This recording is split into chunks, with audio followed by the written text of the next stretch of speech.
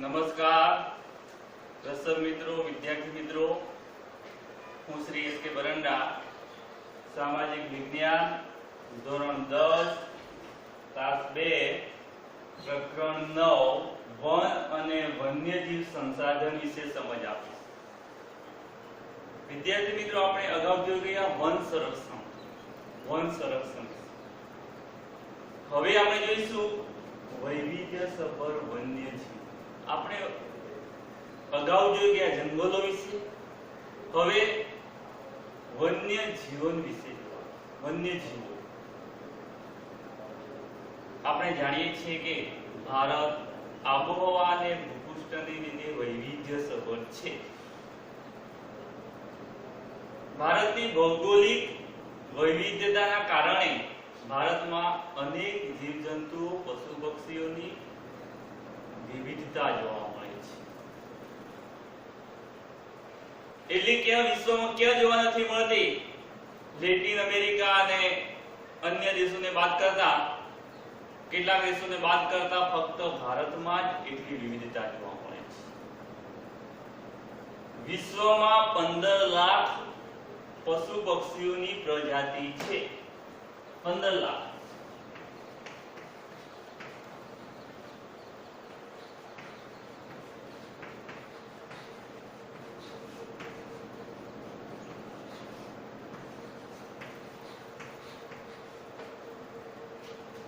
એમાંથી ભારતમાં 81,251 તો ભારતમાં પ્રજાતિ.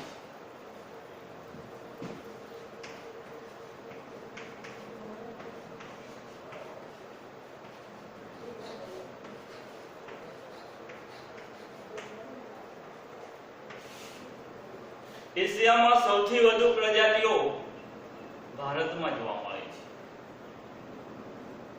એટલું જ નહીં, એશિયા, આફ્રિકા અને યુરોપમાં ત્રણેય પ્રકારના વન્યજીવો ભારતમાં જોવા મળે છે. ત્રણેય પ્રકારના.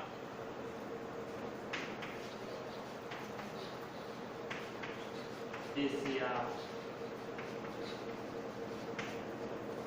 આફ્રિકા અને યુરોપ, ત્રણેય પ્રકારના વન્યજીવો ભારતમાં જોવા મળે છે. આફ્રિકાના ઝરફ, શિકારા, યુરોપિયન વરુ, જંગલી બકરીઓ, કસ્તુરી મૂક ભારતમાં જોવા મળે છે. એશિયાના હાથી અને ગિબન, એક વાંદરાઓની પ્રજાતિ ભારતમાં જોવા મળે. ગિબન.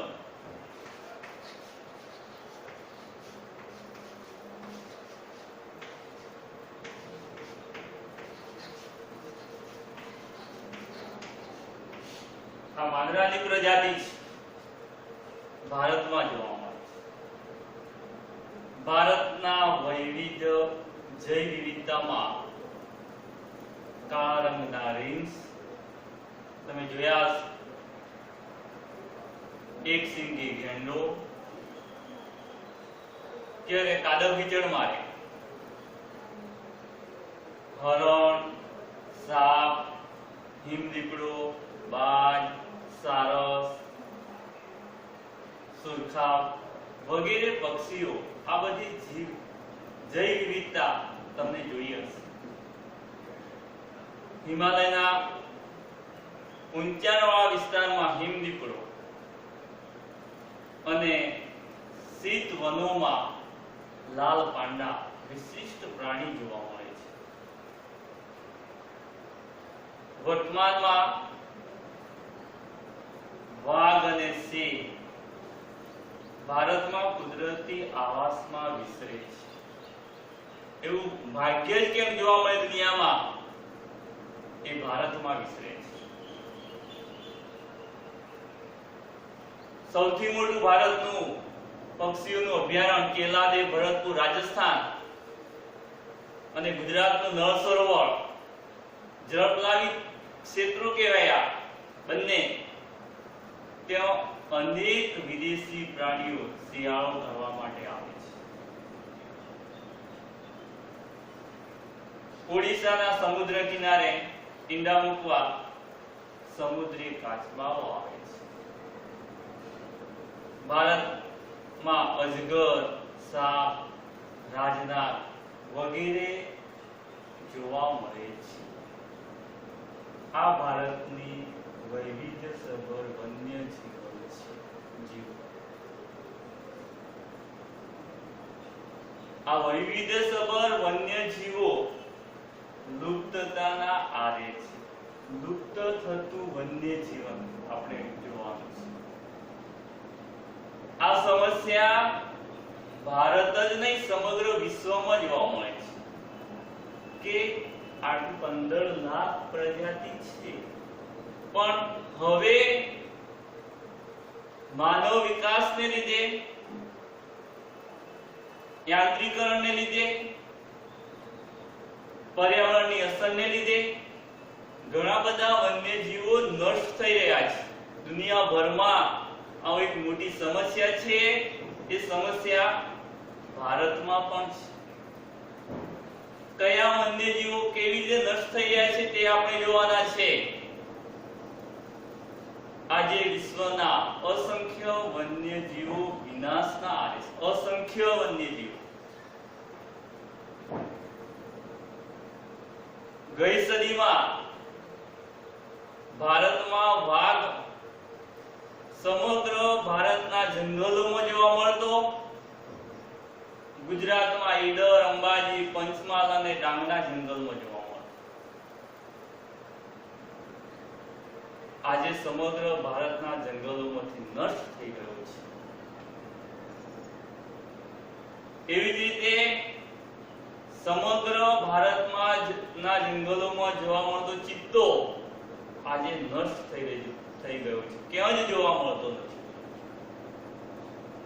સહજ રીતે જોવા મળતા પશુ પક્ષીઓ ભાગ્યે જ જોવા મળે છે. ચકલી જુઓ, પહેલા દરેક ઘરમાં ચકલીઓ જોવા મળે. કેટલાક પક્ષીઓ આપણા ઘરમાં જ માળો કરીને રહેતા આજે ભાગ્યે જ જોવા મળે છે. એવી જ રીતે ગીધ, બતક, સારસ, ઘુવડ વગેરે લુપ્ત થવાના આરે છે. આ પક્ષીઓ લુપ્ત થવાના આરે છે. પૂર્વમાં અરુણાચલ પ્રદેશમાં જોવા મળતો ચિલોત્રો સહજ રીતે જોવા મળતો. ગમે તે તમે જાઓ તો તમે ચિલોત્રો જોવા મળે, પણ આજે ભાગ્યે જ નજરે પડે છે. મીઠા પાણીમાં જોવા મળતા ઘડિયાળ મગરની એક પ્રજાતિ છે.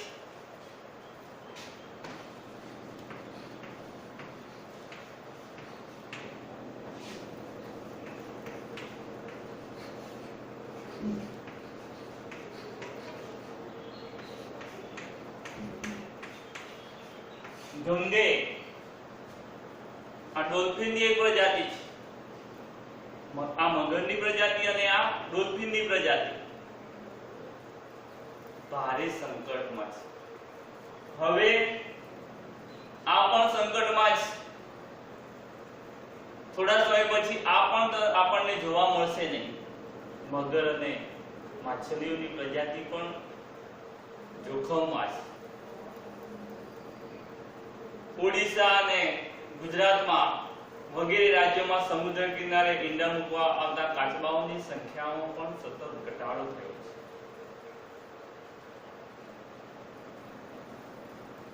પહેલા ગુજરાતની નદી કિનારે નદીઓમાં સાબરમતી, તાપી, મહા વગેરે, મહી નદી વગેરે નદીઓમાં જળ બિલાડી જોવા મળતી, આજે નષ્ટ થઈ ગઈ છે.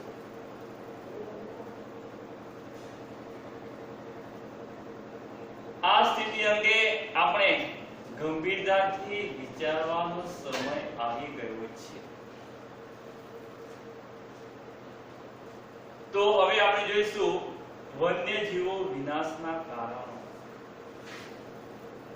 લુપ્ત થતું વન્યજીવન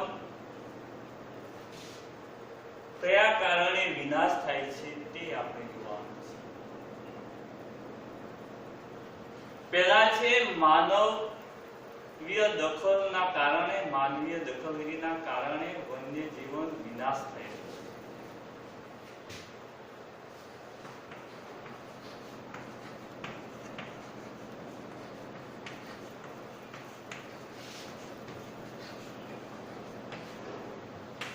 માનવીય દખલગીરીના કારણે વિનાશ થાય છે.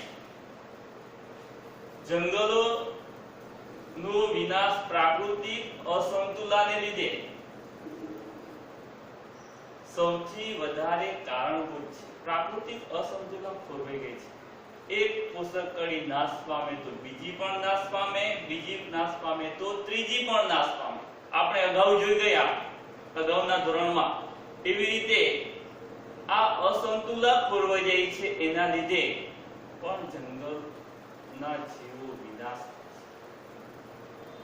ત્યાર પછી જંગલી પ્રાણીઓના શિકારને લીધે આપણે વાઘ, હાથ, હાડકા, સિંગડા વગેરે મેળવવા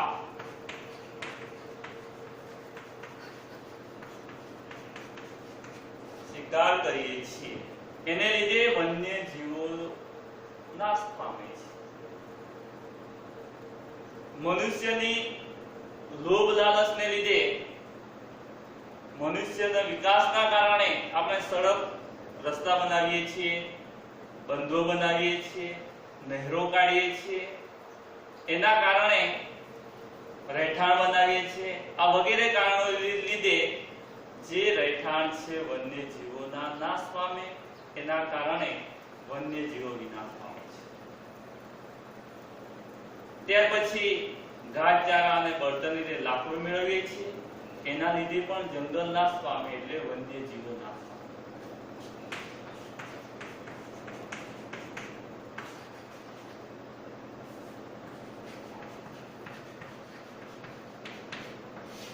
લાકડું અને ઘાસચારો મેળવીએ છીએ.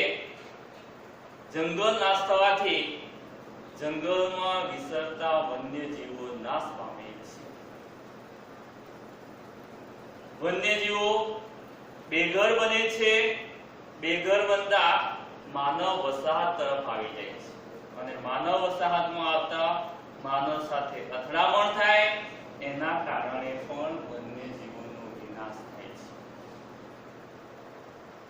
ત્યારબાદ પ્રાણીજ ઔષધિ, સુગંધી દ્રવ્યો મેળવવા પણ પ્રાણીઓને આપણે શિકાર કરીએ છીએ.